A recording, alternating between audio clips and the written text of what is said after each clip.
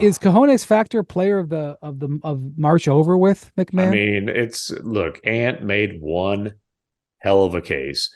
And like he completely dominated the fourth quarter offensively.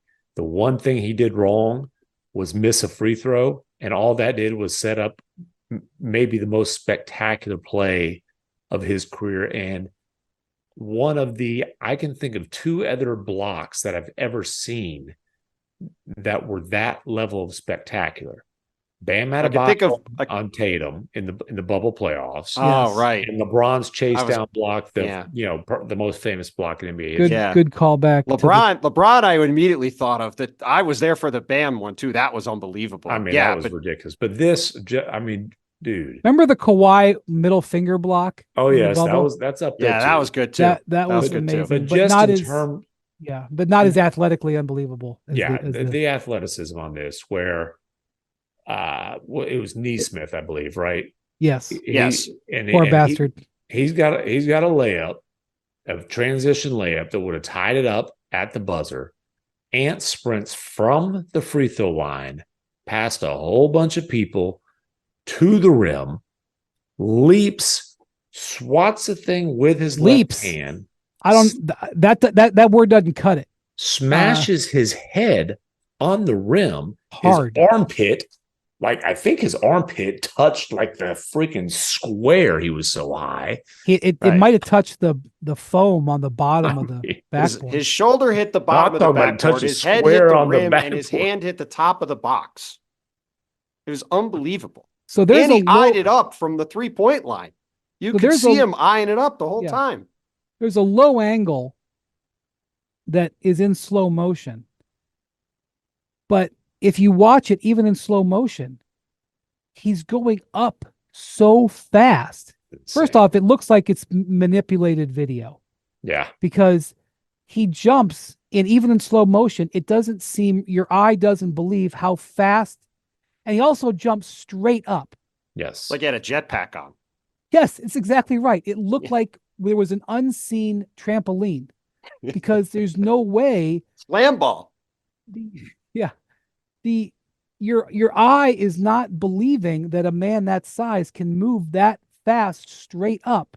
A 6'4" guy hit his head on the rim while blocking a shot. And not just like grazed it. He like might have dented it.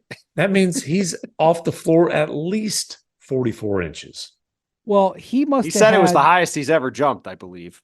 He must have had some level of adrenaline in his system, because this leap was almost inhuman. Like, I don't know what the record is for the high jump, but, the U.S. track and field team may want to consider trying to recruit him. He's going to be on Team USA, but, because that, and then the thing about the play is, not only does he hit his head on the rim, he then crashes headlong into the floor. He basically breaks his fall with his arm.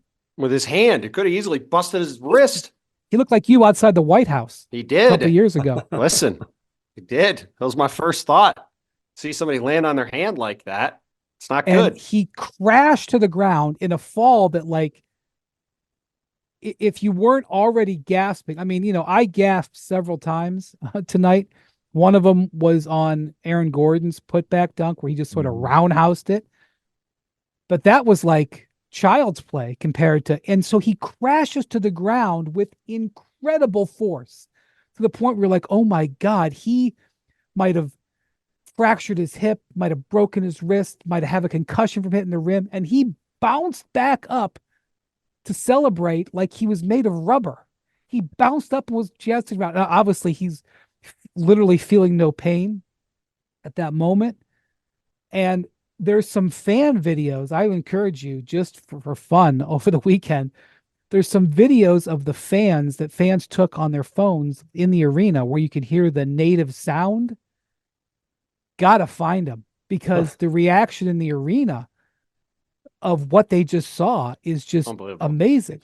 And oh, by the way, he had 44 points in the game. Yeah, I was going to say, the thing we haven't talked about is he had 3 straight ridiculous shots, a pull-up 3 off a Rudy screen, and then got in the lane twice on ridiculously hard shots, 3 possessions in a row to put Minnesota in a position to take over that game. So you say ridiculously hard shots. I would say they were I liked the shots because I thought they were rhythm shots for him, which, we've talked about. Yeah. I mean that they were just heavily contested and difficult shots, but he was clearly in the flow. Yeah, they were. I thought they were difficult shots to create, but they were well created, if that makes sense. And no, totally.